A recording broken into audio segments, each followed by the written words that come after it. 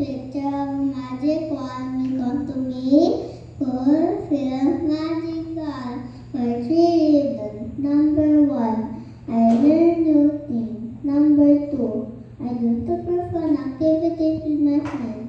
Number 3, I play with my teachers and friends every day.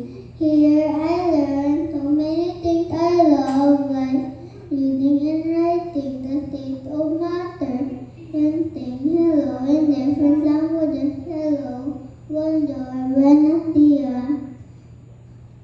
My teachers are like fairies.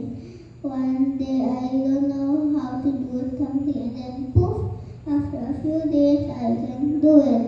I also had so much fun doing magical activities like visiting the capybara, making pizza, and reading stories like Jim Hawkins.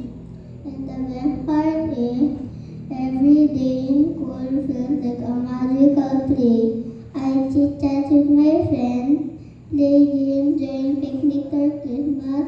Thank you, Emmett, OT teachers and classmates. I'm ready